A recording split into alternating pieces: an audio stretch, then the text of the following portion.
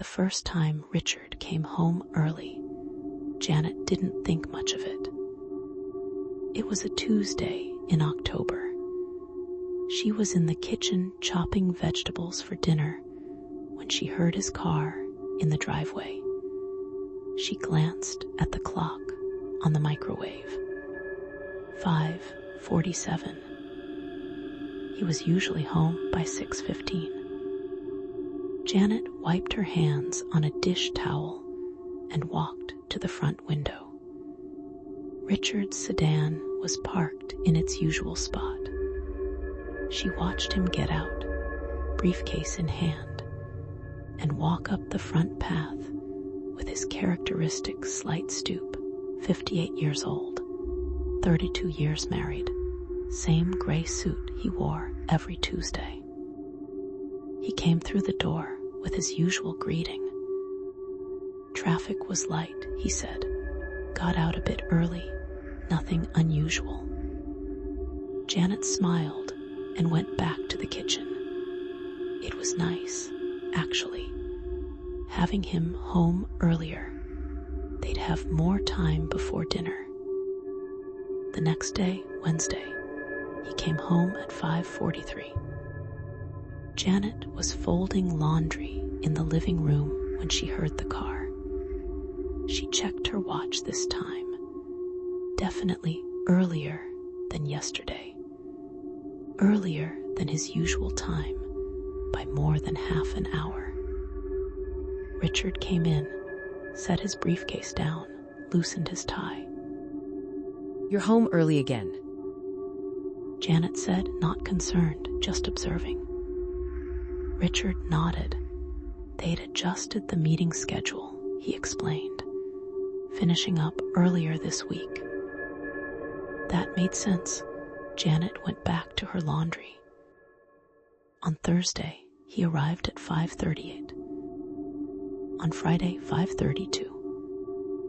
By the following Monday, Richard was walking through the door at 5:25, nearly an hour earlier than his normal routine.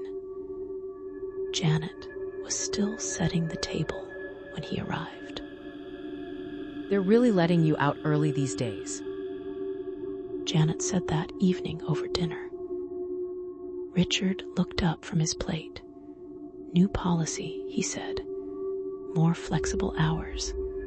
Better work-life balance. Janet nodded. That was good. Companies were finally recognizing people needed time with their families. Richard had worked long hours for decades. Maybe this was a positive change. But the pattern continued. Tuesday, 5:18. Wednesday, 5:11. Thursday, 5:04.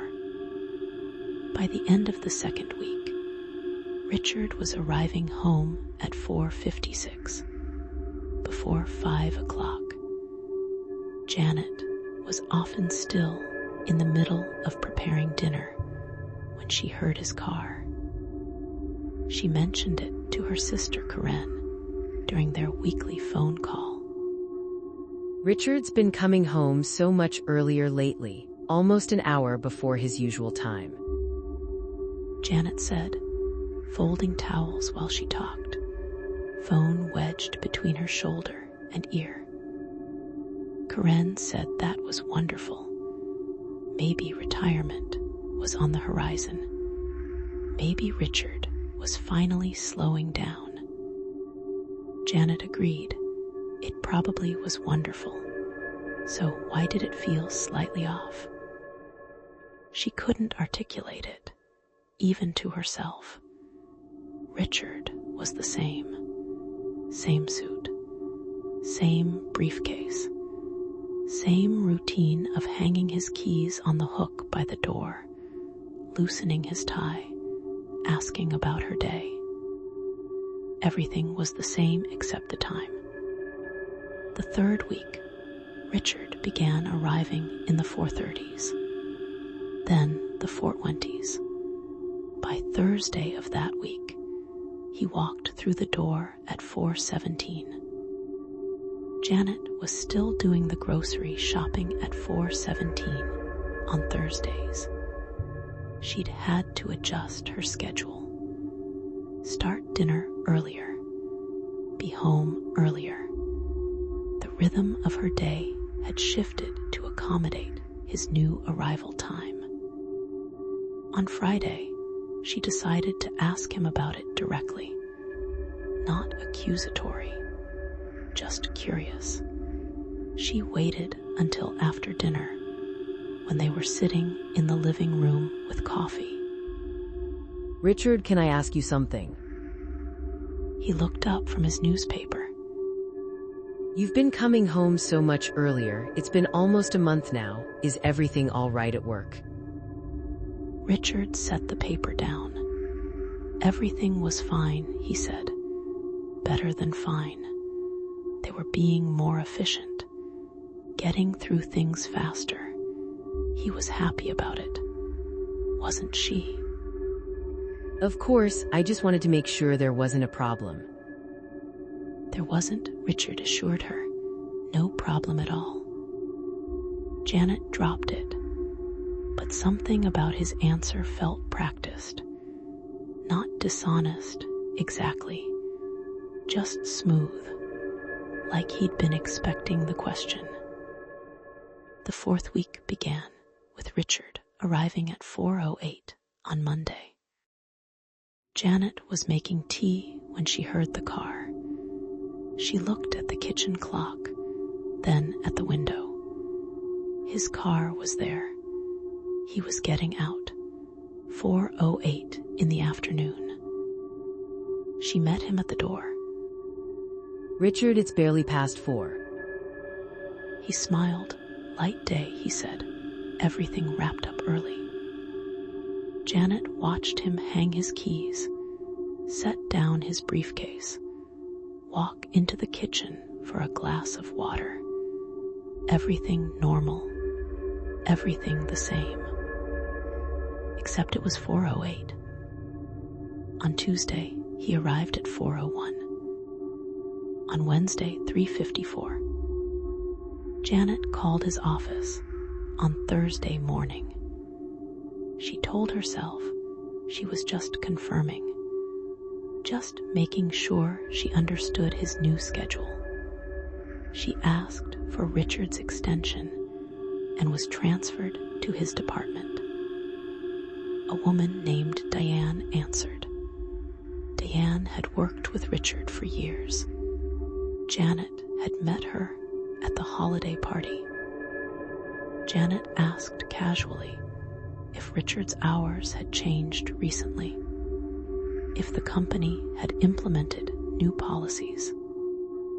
Diane sounded confused. No policy changes, she said. Richard was keeping his regular hours, 9 to 5:30, same as always. In fact, he'd been staying a bit later recently, wrapping up a project. Janet thanked her and hung up. She sat at the kitchen table, phone still in her hand. Richard was leaving work at 5:30. His co-workers confirmed it, but he was arriving home at 3:54. The commute was 40 minutes, sometimes 45 in traffic, never less than 35, even on the clearest days. Janet looked at the clock. It was 10:15 in the morning. She spent the day trying to rationalize it. Maybe Diane was mistaken. Maybe Richard was leaving through a different exit, not logging out properly. Maybe the office was confused about his hours. But when Richard walked through the door at 3:49 that afternoon, Janet was waiting in the living room. I called your office today. Richard stopped in the doorway. His expression didn't change. He set his briefcase down slowly. Diane said you're leaving at 5:30. Richard was quiet for a moment. Then he walked into the living room and sat down across from her. There was a pause. Janet waited. Richard explained that he'd been leaving early without logging it properly. He didn't want to make a fuss. He'd been feeling tired. The work was done. He was taking some personal time. Janet listened. The explanation made sense.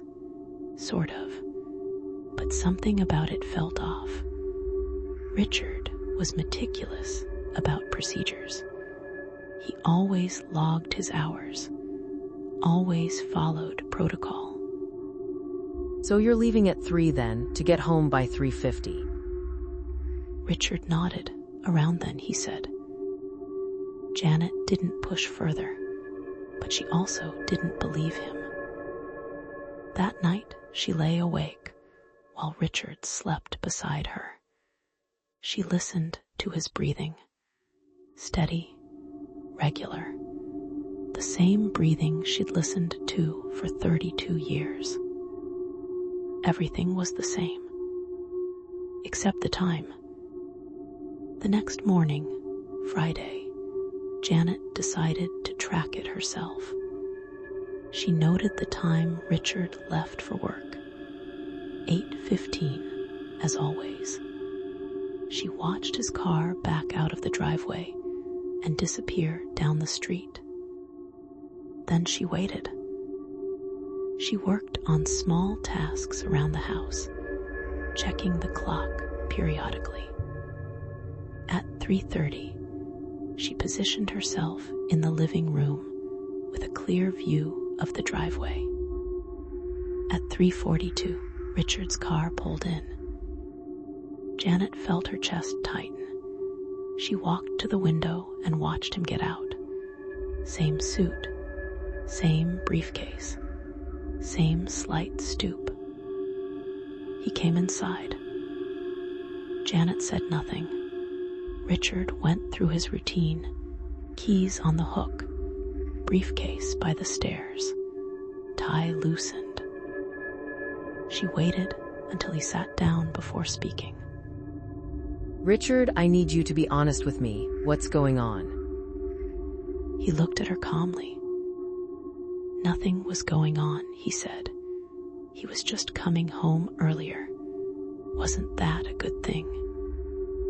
But you left at 8:15 this morning. You can't be leaving work at 3 and getting home by 3:42. The math doesn't work. Richard didn't respond immediately. He looked at her with an expression she couldn't quite read. Not defensive, not guilty, something else, something patient. Then he said the company had opened a satellite office closer to home. He'd been working there some days. He hadn't mentioned it because it wasn't permanent.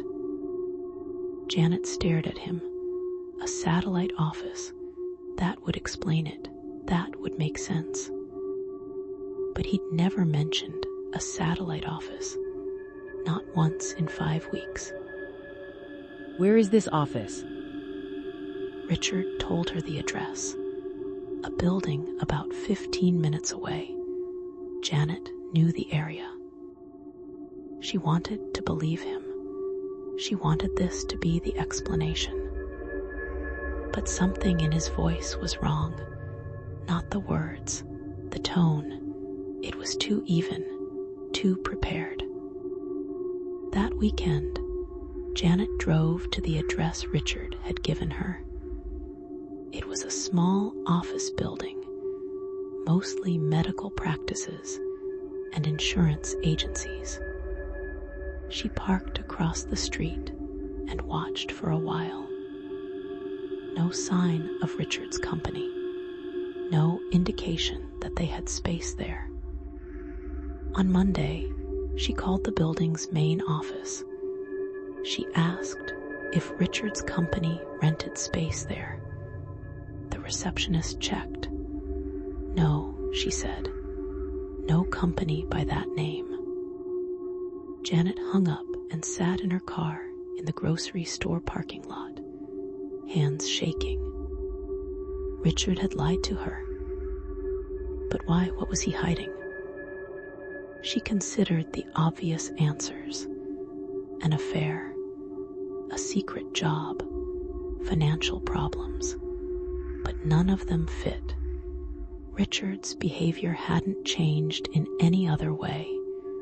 He wasn't distant, wasn't distracted, wasn't secretive about anything else. He was just coming home earlier.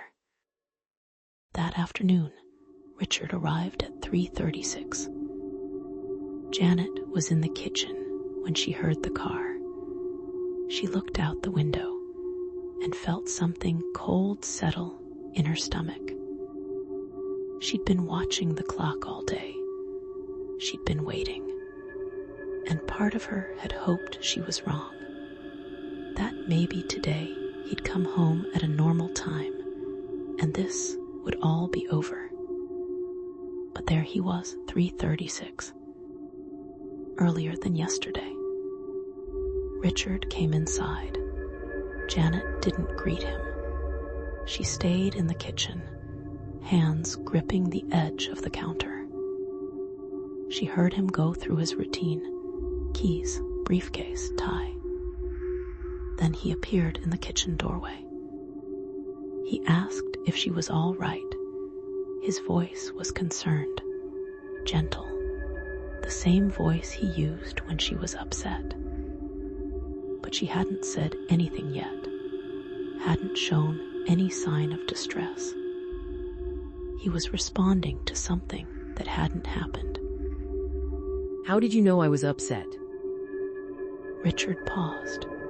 Then he said he could see it in her posture, in the way she was standing. Janet turned around slowly. I hadn't moved yet. I was facing away from you. Richard's expression didn't change. He said he must have sensed it. After 32 years, you learn these things. Janet stared at him. That answer should have been reassuring, sweet even, but it wasn't. Because he'd been too quick, too certain. As if he'd known what she was going to say before she said it.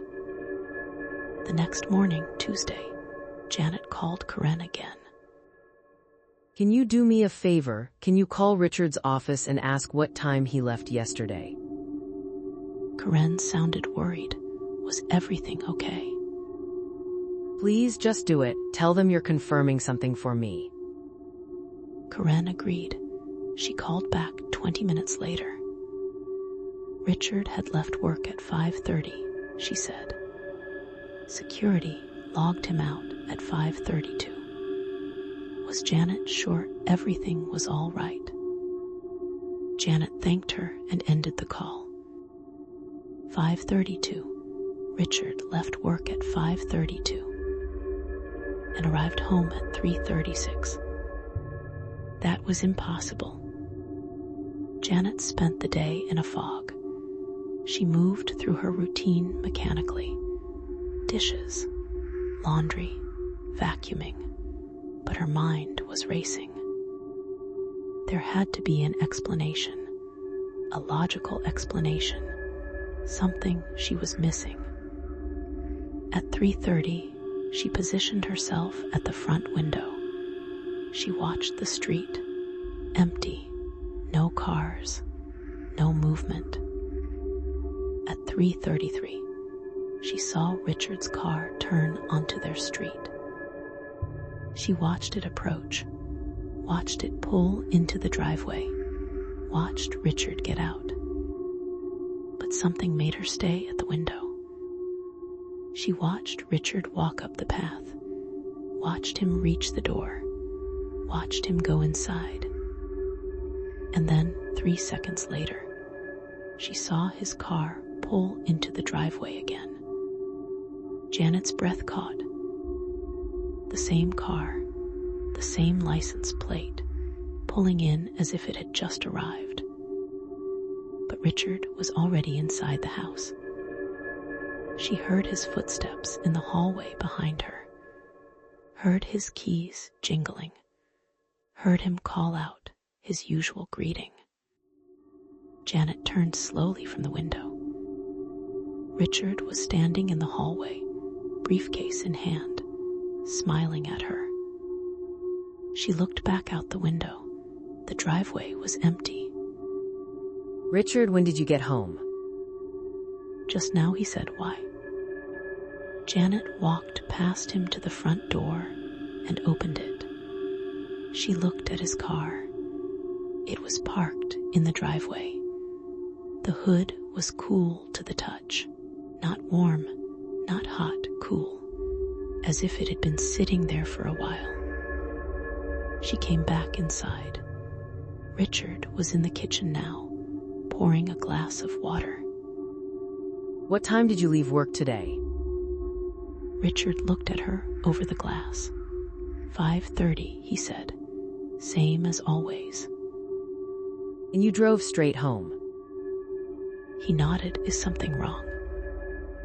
Janet didn't answer. She couldn't, because she didn't know what was happening. That night, she pretended to sleep. She lay still in bed, eyes closed, listening. Richard's breathing was steady beside her, normal, the same breathing she'd heard for 3 decades. At 2:15 in the morning, she heard the front door open. Janet's eyes snapped open. She held her breath. Footsteps in the hallway, keys on the hook, briefcase being set down. Richard's routine. But Richard was in bed beside her. She could feel his weight on the mattress, could hear his breathing. The footsteps moved through the house, living room, kitchen, back to the hallway. Then they stopped. Janet waited 5 minutes, 10, 15. Nothing. At 6:30, the alarm went off. Richard stirred beside her, reached over, turned it off. He got out of bed and went through his morning routine. Shower, shave, breakfast. At 8:15, he left for work. Janet watched his car disappear down the street. Then she walked through the house. Everything looked normal, nothing out of place, no sign that anyone had been there during the night. But Richard's briefcase was by the door, and his keys were on the hook. The same briefcase he'd just carried out to his car, the same keys she'd watched him take with him. Janet picked up the keys. They were cold, as if they'd been sitting there all night. She set them down carefully and backed away. That afternoon, at 3:28, Janet heard the car in the driveway. She didn't go to the window. She stayed in the kitchen, listening. The front door opened, keys on the hook, briefcase on the floor, footsteps. Richard appeared in the kitchen doorway. He smiled at her, asked about her day. Janet studied his face, looking for something, anything, some sign that this wasn't Richard, that this was someone or something else. But it was him, every detail, every line, every expression. Richard, we need to talk. He sat down at the kitchen table, folded his hands, waited patiently. I heard you come home last night at 2 in the morning. Richard shook his head gently. He'd been asleep, he said. She must have been dreaming. I wasn't dreaming. I heard the door, I heard footsteps, I heard everything. Richard's expression remained calm, concerned even. He suggested maybe she should see someone, talk to someone. Stress could do strange things, create false memories Janet felt tears building behind her eyes, not from sadness, from frustration, from fear. Because Richard was right. It did sound crazy. All of it. The timing, the car appearing twice, the nighttime arrival. None of it made sense. But it was happening.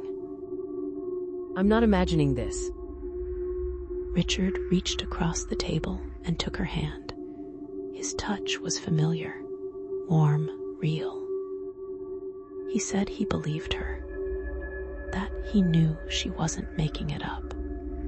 But maybe there was a reasonable explanation. Maybe she was noticing things she'd never paid attention to before. The house settling, cars in the neighborhood, her mind filling in gaps during that twilight between sleep and waking. It was the same explanation Rachel had suggested weeks ago. The same explanation everyone would suggest. And it should have been comforting. It should have been reassuring. But Richard had answered before she finished speaking. He'd provided comfort before she'd expressed distress. His responses were perfect, perfectly timed, perfectly worded. Too perfect. That night, Janet lay awake again. This time, she didn't pretend to sleep. She stared at the ceiling, listening. At 1:47, she heard it. The front door opening, keys, briefcase, footsteps. Richard's routine. Janet got out of bed as quietly as she could. Richard didn't stir. She crept to the bedroom door and opened it a crack. The hallway was dark, but she could see a shape moving, someone walking through the house. The shape moved into the living room. Janet followed, staying close to the wall. She reached the living room doorway and looked inside. Richard was standing in the center of the room, facing away from her, still wearing his suit, briefcase in hand. Janet's heart was pounding so hard she thought it might burst. She took a step into the room. Richard. The figure didn't turn, didn't move. Janet took another step. Richard, what are you doing? The figure remained still for a long moment. Then it turned slowly. It was Richard. His face, his body, his suit, everything exactly the same. But his expression was blank, empty, as if no one was behind the eyes. Janet backed toward the doorway. The figure watched her. Then it smiled. Richard's smile. The same smile she'd seen thousands of times. And then it spoke. In Richard's voice, it asked if she was all right. It said she should go back to bed. Everything would be better in the morning. Janet turned and ran back to the bedroom. Richard was still in bed, still sleeping, still breathing steadily. She stood in the doorway, looking at him. Then she looked back down the hallway. The living room was empty now, dark, silent. Janet closed the bedroom door and locked it. She sat on the floor with her back against it and waited for morning. At 6:30, the alarm went off. Richard woke up. He noticed Janet on the floor and asked what was wrong. She told him she couldn't sleep. He accepted that answer and went through his morning routine. At 8:15, he left for work. Janet waited until his car was out of sight. Then she called Corinne. I need you to come over right now, please. Karen arrived 30 minutes later. Janet met her at the door, still in her nightgown, eyes red from lack of sleep. They sat in the kitchen. Janet told her everything. The early arrivals, the impossible timing, the car appearing twice, the nighttime visits, the figure in the living room. Karen listened without interrupting. When Janet finished, there was a long silence. Then Karen asked gently if Janet had considered seeing a doctor. Not because she thought Janet was crazy, but because stress and exhaustion could cause hallucinations, could create experiences that felt completely real. Janet had expected this response, but it still hurt. I'm not hallucinating, this is real. Something is wrong with Richard, or something is happening to him. I don't know what, but it's real. Karen reached across the table and squeezed her hand. She believed Janet was experiencing something, she said. But maybe they should approach this logically. Rule out medical issues first. Then they could investigate other possibilities. Janet knew Karen was right. She knew she sounded irrational, paranoid even. But she also knew what she'd seen. After Karen left, Janet sat alone in the kitchen. She looked at the clock. It was 11:30 in the morning. In 4 hours, Richard would come home. Earlier than yesterday. Always earlier. At 3:22, Janet heard the car. She stayed seated at the kitchen table, didn't move, didn't go to the window.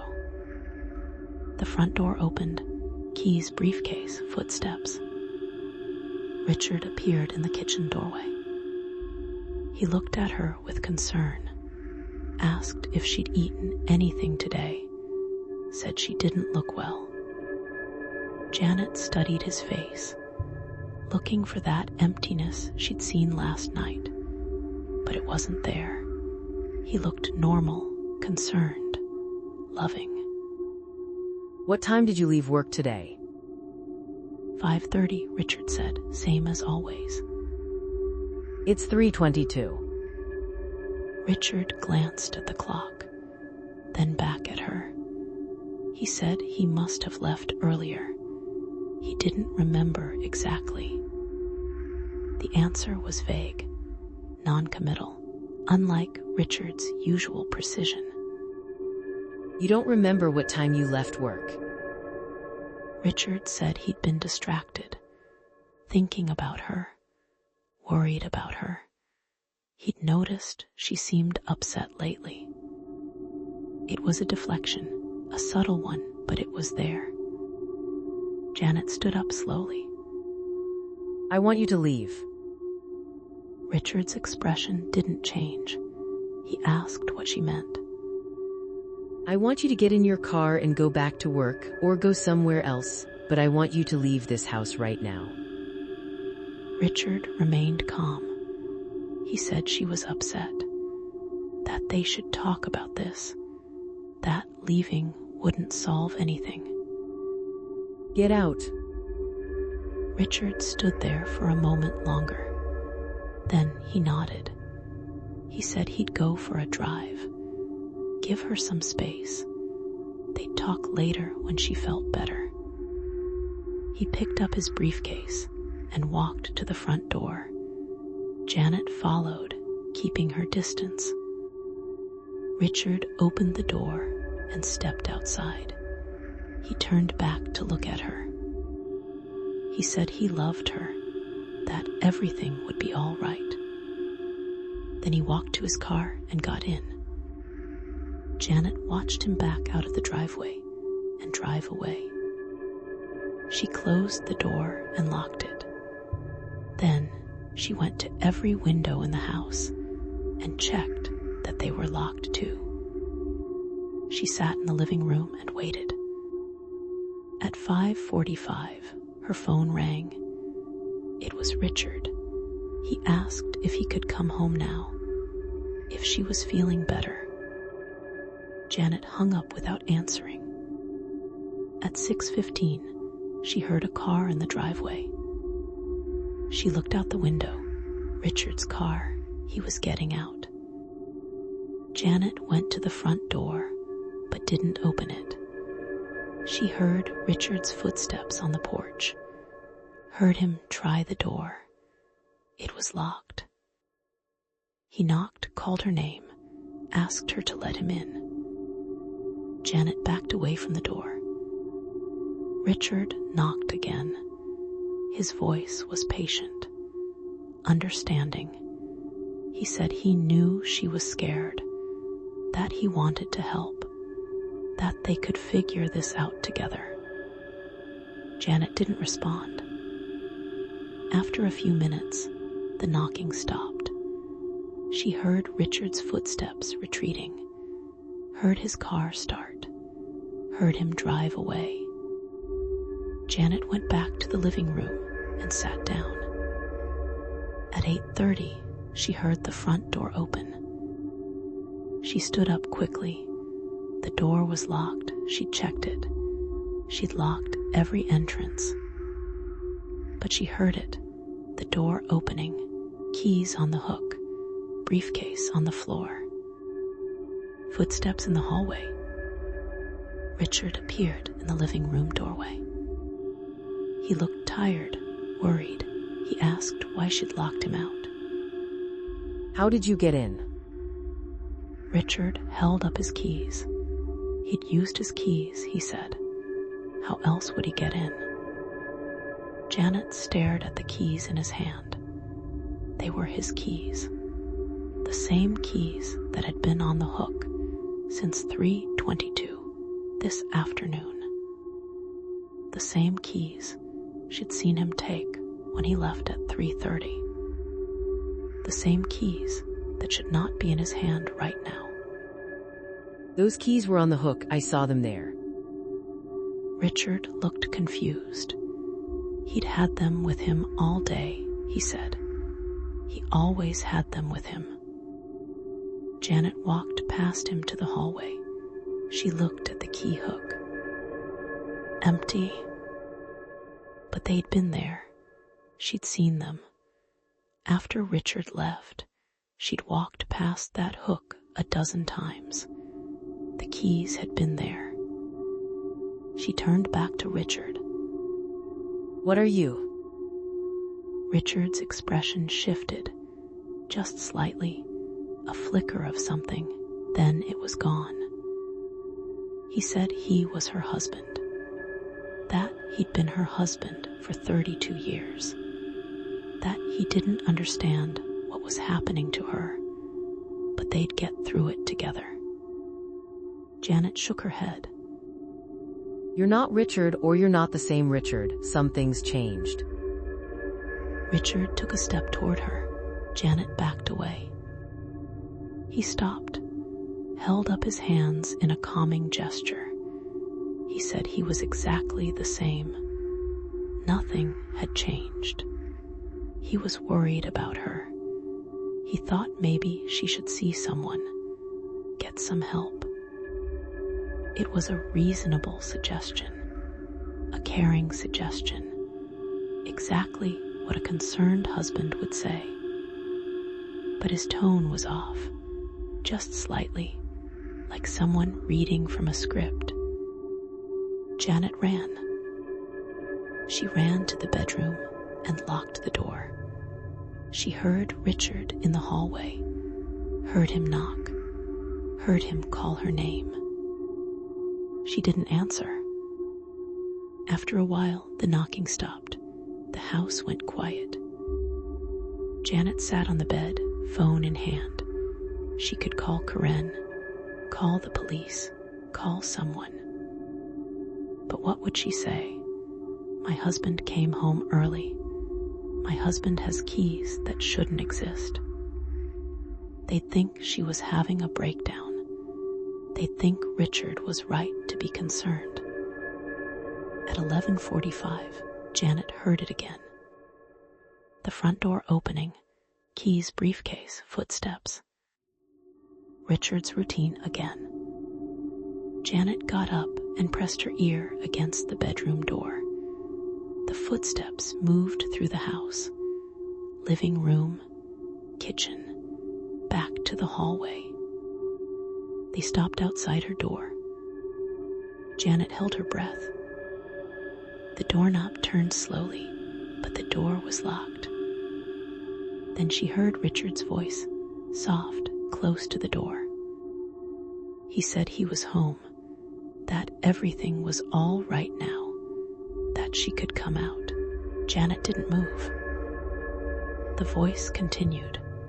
It said he'd been at work, that he'd just gotten home, that he was sorry for being late. Late, he said late. But he'd been coming home early, always early. That was the whole problem. Janet spoke through the door. What time is it? There was a pause. Then the voice answered. 5:30, it said. Janet looked at the clock on the nightstand. 11:51. It's midnight, it's not 5:30. Another pause, longer this time. Then the voice changed, became slightly different. Still Richard's voice, but flatter, less inflection. It said it was 5:30, that it had just arrived, that it was home now. Janet backed away from the door. The doorknob stopped turning. The footsteps moved away, back down the hallway, back through the house, back to the front door. The door closed. Janet waited 10 minutes, 20, 30. Silence. At 12:45, she heard it again. The door, keys, briefcase, footsteps, voice at the door. 5:30, it said, just got home. At 1:30, it happened again. At 2:15, at 3:05, at 3:48. Every time, the same routine. Every time, the same voice saying it was 5:30, that it had just arrived home. Janet sat on the bed, with her knees pulled to her chest, listening to her husband arrive home over and over again. Always earlier. At 6:30, the alarm went off. Janet unlocked the bedroom door and opened it slowly. The hallway was empty, quiet. Morning light filtered through the windows. She walked through the house. Everything looked normal, nothing out of place. Richard's keys were on the hook. His briefcase was by the door. She went to the bedroom. The bed was made. Richard wasn't there. She checked every room empty. At 8:15, the front door opened. Janet spun around. Richard came in, dressed for work, car keys in hand. He looked surprised to see her. He said he'd just gone to get coffee. He'd be leaving for work in a minute. Was she feeling better? Janet stared at him. This was Richard, the real Richard. She could see it in his eyes, the confusion, the genuine concern. This was the Richard who left for work, not the Richard who came home. Don't come back today. Richard looked confused. Stay at work, stay late if you can, just don't come home until after 6, please. Richard asked what was going on, if something had happened. Promise me don't come home early, no matter what. Richard promised. He said he'd stay at the office as late as she needed, that he'd call before coming home.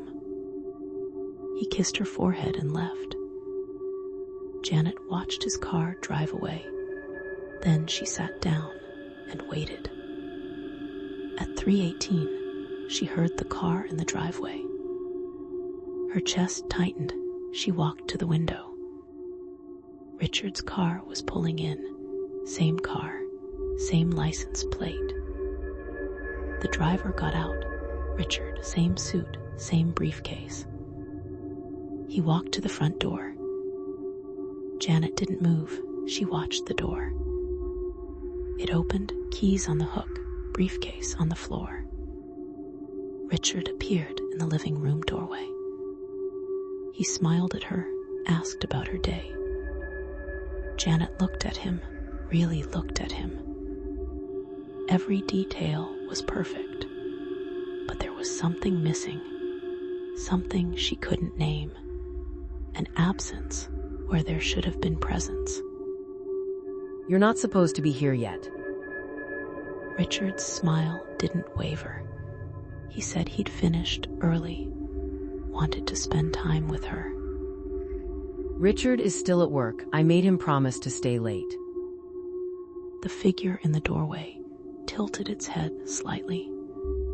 Then it said that it was Richard, that it had always been Richard.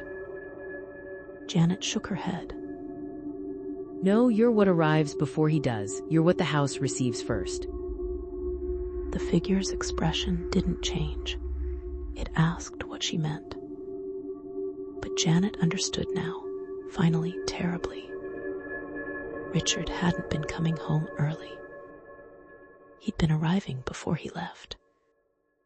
The house had learned his routine so perfectly, so completely, that it had begun to anticipate him, to prepare for him, to create him before he could arrive.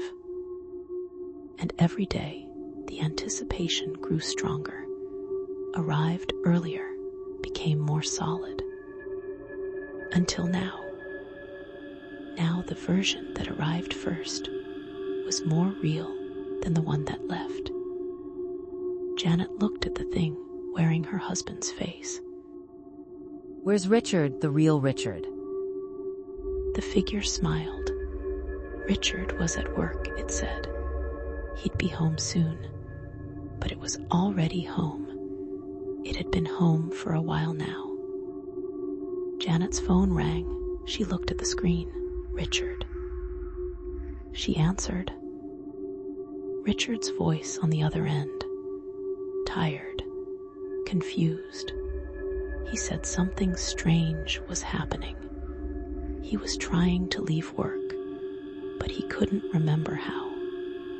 He'd walked to his car 3 times, but kept ending up back at his desk. It was like the day wouldn't end, like he was stuck at 5:30. Janet looked at the figure in her living room. It was still smiling. She understood. The house didn't just anticipate Richard anymore. It had replaced him. The Richard on the phone was the leftover, the echo, the one who couldn't come home because he was already here. Janet dropped the phone. The figure stepped closer. It said everything would be all right, that she'd adjust, that this was better. This version was never late, never tired, never uncertain. This version was perfect. Janet backed toward the door, but the figure didn't follow. It just watched her, calm, patient. It said she couldn't leave, because the house had learned her too, learned her routine, her rhythms, her patterns. And soon, it said, she'd start arriving early too. Janet ran. She threw open the front door and ran outside, down the porch steps, across the lawn, to the sidewalk. She looked back at her house. The figure was standing in the doorway, watching her, still smiling. Then it closed the door, gently, as if everything was normal. As if it was home. Janet stood on the sidewalk, breathing hard, and realized she didn't know where to go. Because no matter where she went, eventually she'd have to come home. And when she did, the house would be waiting. It would know exactly when she'd arrive. It always did. The house had learned to anticipate. And anticipation, Janet now understood, was a form of creation. The house created what it expected. And it expected her. Soon. Earlier than she planned. Earlier than possible. Janet looked down at her watch. It was 3:23.